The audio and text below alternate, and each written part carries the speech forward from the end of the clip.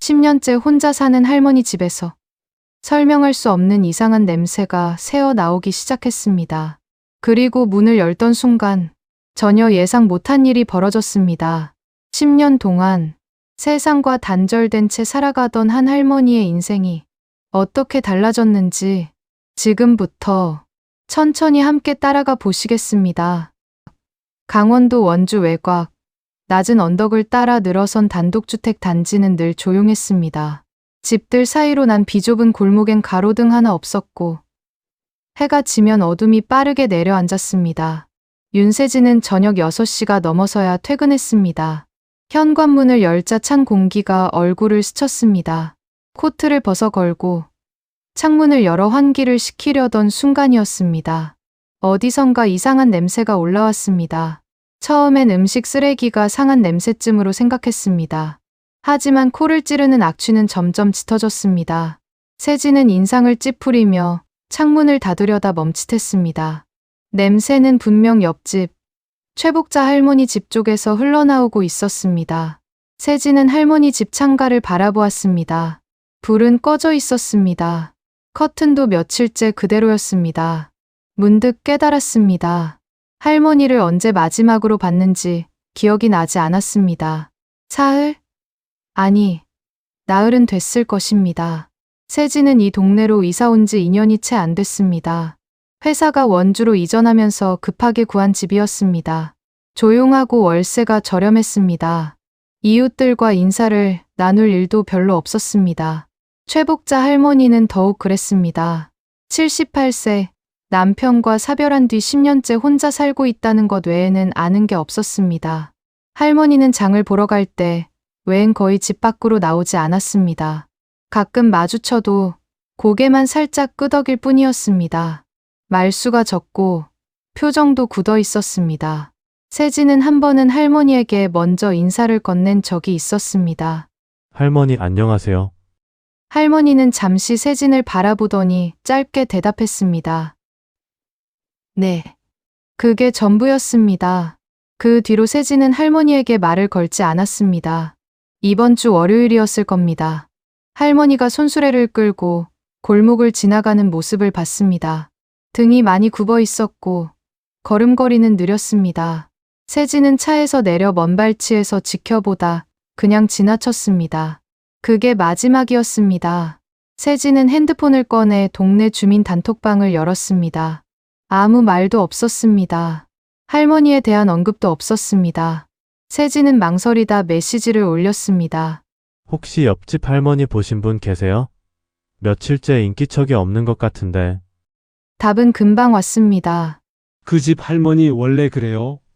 신경 쓰지 마세요. 맞아요. 한 달에 한 번 나올까 말까 하시던데. 세진은 핸드폰을 내려놓았습니다. 하지만 냄새는 계속됐습니다. 바람이 불 때마다 더 짙어졌습니다. 가슴 속에 불길한 예감이 스며들었습니다. 세진은 현관 밖으로 나갔습니다. 골목은 어두웠습니다. 할머니 집 대문은 굳게 닫혀 있었습니다. 문틈으로 새어나오는 불빛도 없었습니다. 세진은 초인종을 눌렀습니다. 할머니, 계세요? 대답이 없었습니다. 다시 한번 눌렀습니다. 여전히 조용했습니다. 세진은 대문 손잡이를 잡아당겼습니다. 잠겨 있지 않았습니다. 문이 삐걱거리며 열렸습니다. 현관 쪽으로 한 발 들어서는 순간 냄새가 확 밀려왔습니다. 세진은 순간 뒤로 물러섰습니다. 손으로 코를 막았습니다. 무언가 잘못됐습니다. 세진은 숨을 참으며 다시 안으로 들어갔습니다. 신발을 벗지 않고 현관문을 두드렸습니다. 할머니, 윤세진이에요. 괜찮으세요? 여전히 아무 소리도 들리지 않았습니다. 세진은 문고리를 잡았습니다. 손이 떨렸습니다. 천천히 문을 밀었습니다. 문이 열렸습니다. 어둠 속에서 무언가가 보였습니다. 세진은 그 자리에 얼어붙었습니다. 세진은 현관 안쪽을 들여다보았습니다.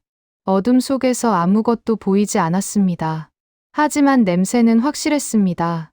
뭔가 타고, 썩고, 오래 방치된 것들이 뒤섞인 냄새였습니다. 할머니, 세진은 다시 한번 크게 불렀습니다. 목소리가 좁은 현관을 타고 안쪽으로 울려 퍼졌습니다. 하지만 대답은 없었습니다. 발소리도 기척도 들리지 않았습니다. 세진은 한 발 더 안으로 들어섰습니다. 신발장 위에 먼지가 수북했습니다. 현관 바닥엔 며칠 전 배달된 듯한 우유팩이 그대로 놓여 있었습니다. 세진은 손을 뻗어 거실 쪽 벽을 더듬었습니다. 전등 스위치를 찾아 눌렀습니다. 불이 켜지지 않았습니다. 세진은 핸드폰 손전등을 켰습니다. 좁은 불빛이 거실을 비췄습니다. 오래된 소파, 낮은 탁자, 벽에 걸린 시계, 시계는 멈춰 있었습니다. 바닥엔 신문지 몇 장이 구겨진 채 널려 있었습니다. 할머니 윤세진입니다. 괜찮으세요? 세진은 천천히 안쪽으로 걸어갔습니다. 부엌 쪽에서 탄 냄새가 더 짙게 풍겼습니다. 가스레인지 위에 냄비가 하나 놓여 있었습니다. 냄비 안은 새까맣게 타 있었습니다. 세진은 손을 뻗어 가스 밸브를 확인했습니다. 잠겨 있었습니다. 다행히 불은 꺼진 상태였습니다. 세진은 안쪽 방을 향해 걸었습니다. 방문은 반쯤 열려 있었습니다. 손전등 불빛이 방 안을 비췄습니다. 이불이 구겨진 채 바닥에 널려 있었고 옷가지 몇 벌이 아무렇게나 놓여 있었습니다. 하지만 사람은 보이지 않았습니다. 세진은 심장이 두근거렸습니다. 화장실 문을 열었습니다. 역시 아무도 없었습니다. 집 안을 다 둘러봤지만 할머니는 어디에도 없었습니다. 밖으로 나간 걸까요? 아니면 세진은 다시 거실로 돌아왔습니다. 그때 소파 뒤쪽에서 뭔가 움직이는 소리가 들렸습니다. 세진은 멈춰 섰습니다. 손전등을 그쪽으로 돌렸습니다. 소파와 벽 사이 좁은 틈새에 누군가 웅크리고 있었습니다. 할머니, 세진은 조심스럽게 다가갔습니다. 할머니였습니다. 최복자 할머니는 벽에 기댄 채 바닥에 주저앉아 있었습니다. 눈은 감겨 있었고 호흡은 약했습니다. 얼굴은 창백했고 입술은 바짝 말라 있었습니다. 할머니, 세진은 할머니 어깨를 가볍게 흔들었습니다. 반응이 없었습니다. 세진은 급하게 핸드폰을 꺼내 119에 전화했습니다. 여보세요. 119입니다. 저 옆집 할머니가 쓰러져 계세요. 의식이 없는 것 같아요. 주소가 어떻게 되십니까? 세진은 주소를 말했습니다. 목소리가 떨렸습니다. 지금 출동하겠습니다. 환자분 상태 확인 부탁드립니다. 호흡은 하고 계십니까? 세진은 할머니 코앞에 손을 가져다 댔습니다. 희미하게 숨결이 느껴졌습니다. 네, 숨은 쉬고 있어요. 맥박은요? 세진은 할머니 손목을 잡았습니다. 차가웠습니다. 맥박이 느껴졌지만 매우 약했습니다. 맥박도 있는데 굉장히 약해요. 알겠습니다. 곧 도착하겠습니다. 환자분을 따뜻하게 해주시고 절대 혼자 두지 마세요. 전화가 끊겼습니다. 세진은 거실에 놓인 담요를 가져와 할머니 몸에 덮어주었습니다. 할머니는 여전히 눈을 뜨지 않았습니다. 얼마나 지났을까요? 밖에서 사이렌 소리가 들렸습니다. 곧 구급대원 2명과 경찰관 1명이 들어왔습니다. 신고하신 분이십니까? 네, 제가 옆집에 사는데요. 구급대원은 재빨리 할머니 곁으로 다가갔습니다. 혈압을 재고 체온을 확인했습니다. 한 명이 다른 한 명에게 말했습니다. 저체온이에요. 혈압도 많이 낮고요. 산소 투여하고 바로 이송합시다. 구급대원들은 능숙하게 할머니를 들것에 옮겼습니다. 경찰관이 세진에게 물었습니다. 환자분과 어떤 관계십니까? 이웃이에요. 며칠째 안 보여서 확인하러 왔는데 집에 언제부터 이런 상태였는지 아십니까? 모르겠어요. 제가 마지막으로 본 게 월요일이었는데 경찰관은 고개를 끄덕였습니다. 집 안을 둘러보며 수첩에 뭔가 적었습니다. 보호자는 연락 가능하십니까? 잘 모르겠어요. 할머니 혼자 사시는 걸로 알고 있어요. 구급대원이 밖에서 불렀습니다. 출발합니다. 경찰관이 세진에게 말했습니다. 일단 병원으로 이송하겠습니다. 혹시 보호자 연락처 아시면 저한테 전화 주세요. 세진은 고개를 끄덕였습니다. 구급차가 출발했습니다. 사이렌 소리가 골목을 울리며 멀어졌습니다. 세진은 할머니 집 앞에 혼자 서 있었습니다. 대문은 활짝 열려 있었고 현관 불빛이 어둠 속에 하얗게 빛났습니다. 세진은 문득 깨달았습니다. 할머니가 며칠 동안 저 안에 혼자 쓰러져 있었다는 것을. 아무도 찾지 않았고 아무도 몰랐다는 것을. 가슴이 먹먹했습니다. 세진은 천천히 할머니 집 문을 닫았습니다. 그리고 자기 집으로 돌아왔습니다. 그날 밤 세진은 잠들지 못했습니다. 할머니의 창백한 얼굴이 자꾸만 떠올랐습니다. 다음 날 오전 세진은 병원으로 향했습니다.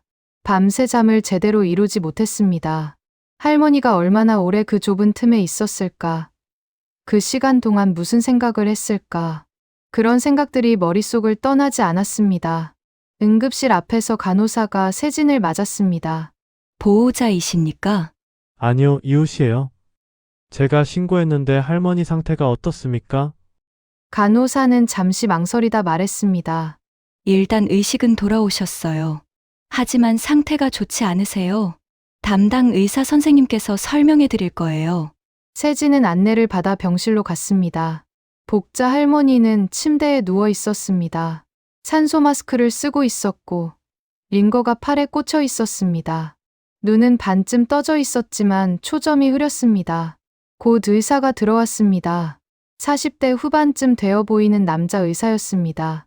환자분 보호자이십니까? 아니요, 저는 옆집에 사는 사람이에요. 가족은 아직 연락이 안 돼서. 의사는 고개를 끄덕였습니다. 차트를 보며 말했습니다. 환자분은 심한 탈수와 영양실조 상태였습니다. 며칠 전 넘어지신 것으로 보이는데 그 뒤로 일어나지 못하신 것 같아요. 오래 방치되셨습니다. 얼마나 오래요? 정확히는 모르겠지만 최소 사나흘은 되셨을 겁니다. 체온도 많이 떨어져 있었고요. 조금만 늦었어도. 의사는 말을 흐렸습니다. 세진은 가슴이 답답했습니다. 지금은 괜찮으신 건가요? 일단 링거로 수액을 보충하고 있습니다. 하지만 고령이시고 기저질환도 있으셔서 좀 더 지켜봐야 합니다. 가족 연락은 어떻게 해야 할까요?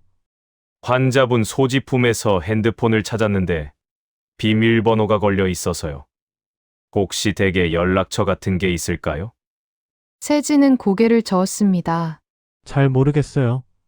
제가 찾아볼게요. 의사는 병실을 나갔습니다. 세진은 할머니 곁으로 다가갔습니다. 할머니는 여전히 눈을 감고 있었습니다. 세진은 조심스럽게 말을 걸었습니다. 할머니, 저 윤세진이에요. 옆집에 사는. 할머니가 천천히 눈을 떴습니다. 희미한 눈빛이 세진을 향했습니다. 입술이 미세하게 움직였습니다. 미안해요. 목소리는 거의 들리지 않았습니다. 세진은 귀를 가까이 대고 물었습니다. 할머니 괜찮으세요? 아픈 데는 없으세요? 할머니는 고개를 살짝 저었습니다. 눈가에 눈물이 맺혔습니다. 민폐 끼치기 싫었어요. 세진은 할 말을 잃었습니다. 할머니는 계속 중얼거렸습니다. 누구한테도 폐 끼치고 싶지 않았어요. 내가 알아서 괜찮다고 했는데 할머니, 애들한테도 짐이 되기 싫어서 연락 안 했어요. 할머니의 목소리가 끊겼습니다. 산소 마스크 안으로 희미한 숨소리만 들렸습니다. 세진은 할머니 손을 잡았습니다. 손은 차갑고 거칠었습니다. 손등엔 검버섯이 가득했습니다. 할머니 자식분들 연락처 아세요? 제가 연락드릴게요. 할머니는 고개를 저었습니다. 안 돼요. 애들 귀찮게 하면. 할머니 지금 그게 중요한 게 아니에요. 할머니는 더 이상 대답하지 않았습니다. 눈을 감았습니다. 세진은 한참을 그 자리에 서 있었습니다. 병실을 나와 간호사실로 갔습니다. 간호사가 할머니 소지품 봉투를 건넸습니다. 여기 있는 거라곤 핸드폰하고 낡은 지갑, 그리고 작은 가방 하나예요. 세진은 봉투를 받았습니다. 병실로 돌아와 조심스럽게 내용물을 꺼냈습니다. 핸드폰은 오래된 폴더폰이었습니다. 비밀번호를 몰라 열 수 없었습니다. 지갑 안엔만 원짜리 2장과 신분증, 건강보험증이 들어 있었습니다. 가방은 작은 청 가방이었습니다. 세진은 지퍼를 열었습니다. 안에는 약 몇 봉지와 손때 묻은 수첩, 그리고 낡은 사진 한 장이 들어 있었습니다. 세진은 사진을 꺼냈습니다. 색이 바랜 가족 사진이었습니다. 젊은 부부와 두 아이가 함께 찍은 사진이었습니다. 아이들은 초등학생쯤 되어 보였습니다. 사진 속 여자는 복자 할머니였습니다. 지금보다 훨씬 젊고 웃고 있었습니다. 세진은 사진을 뒤집었습니다. 뒷면에 연필로 쓴 글씨가 있었습니다. 떨리는 필체였습니다. 미안하다. 그래도 보고 싶다. 세진은 오래 그 글씨를 바라보았습니다. 가슴이 먹먹했습니다. 수첩을 펼쳤습니다. 오래된 메모들이 빼곡했습니다. 장 볼 목록, 약 먹는 시간, 병원 예약 날짜, 그리고 마지막 페이지에 2개의 전화번호가 적혀 있었습니다. 큰 애, 작은 애라고 적혀 있었습니다. 세진은 핸드폰을 꺼내 첫 번째 번호로 전화를 걸었습니다. 고객님께서 거신 전화번호는 사용하지 않는 번호입니다. 두 번째 번호도 똑같았습니다. 세진은 핸드폰을 내려놓았습니다. 침대에 누운 할머니를 바라보았습니다. 할머니는 여전히 눈을 감고 있었습니다. 가느다란 숨소리만 들렸습니다. 세진은 사진을 다시 집어 들었습니다. 사진 속 아이들은 밝게 웃고 있었습니다. 할머니도 웃고 있었습니다. 언제부터 이렇게 된 걸까요? 언제부터 할머니는 혼자가 된 걸까요? 세진은 가방을 정리하며 생각했습니다. 무엇을 해야 할까?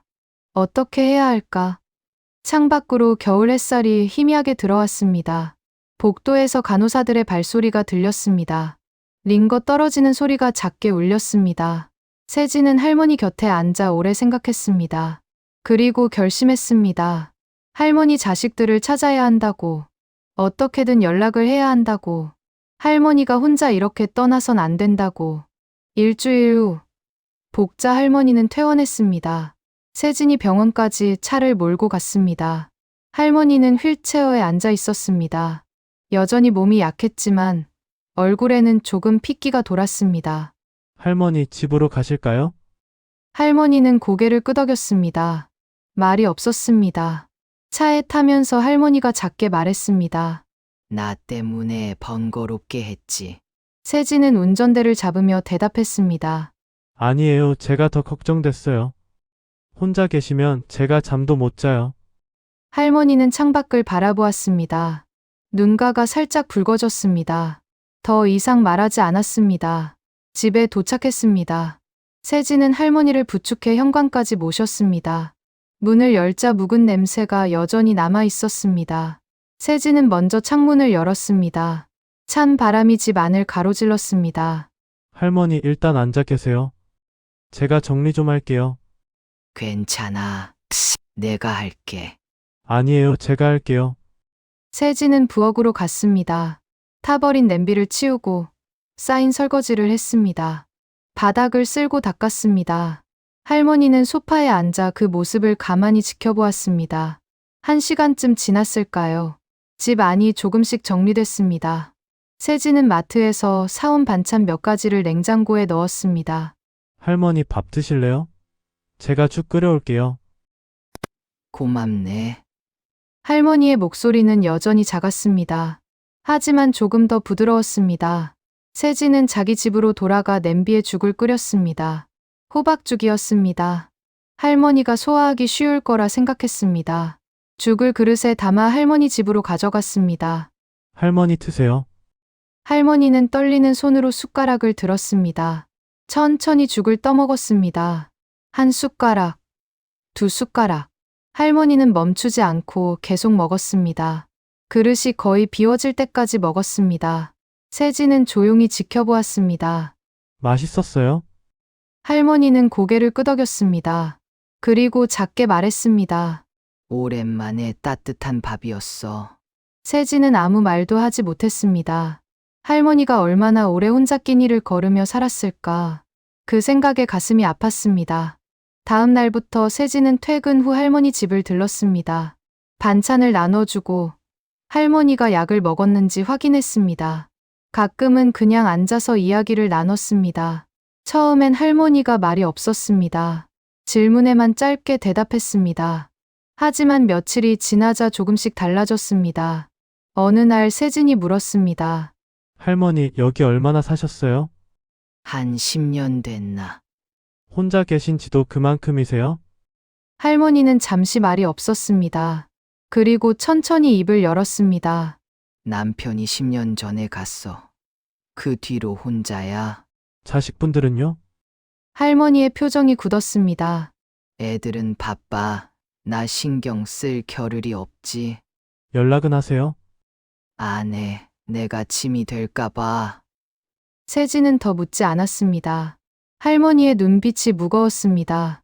며칠 후, 세진은 할머니 집 수도꼭지를 고쳐주었습니다. 물이 새고 있었습니다. 공구를 가져와 조이고 낡은 부품을 교체했습니다. 세진아, 미안하다. 이런 것까지 내가. 괜찮아요. 이 정도는 금방이에요. 할머니는 세진을 가만히 바라보았습니다. 눈가에 주름이 깊게 패여 있었습니다. 고맙다. 그날 저녁, 세진은 동네 주민 단톡방에 글을 올렸습니다. 혹시 시간 되시는 분들 옆집 할머니 가끔 들여다봐 주실 수 있으세요? 혼자 계셔서 조금 걱정돼서요. 댓글이 몇 개 달렸습니다. 저도 가끔 지나가는 길에 들를게요. 반찬 좀 만들어서 갖다 드릴게요. 우리 엄마가 같이 산책하자고 하시네요. 세진은 핸드폰을 보며 웃었습니다. 다음 주, 세진이 할머니 집에 들렀을 때 놀라운 광경을 봤습니다. 할머니가 현관 앞에서 옆집 아주머니와 이야기하고 있었습니다. 할머니, 내일 날씨 좋으면 같이 동네 한 바퀴 돌아요. 운동도 하고. 그래도 될까? 당연하죠. 저도 혼자 걷기 심심했어요. 세진은 멀찌감치 서 그 모습을 지켜보았습니다. 할머니 얼굴에 희미한 미소가 떠올랐습니다. 그날 저녁, 세진이 할머니 집에 반찬을 가져다 주었습니다. 할머니가 말했습니다. 세진아, 오늘 옆집 아줌마가 같이 걷자고 하더라. 좋으시겠어요?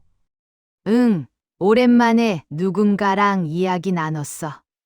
할머니는 창밖을 바라보았습니다.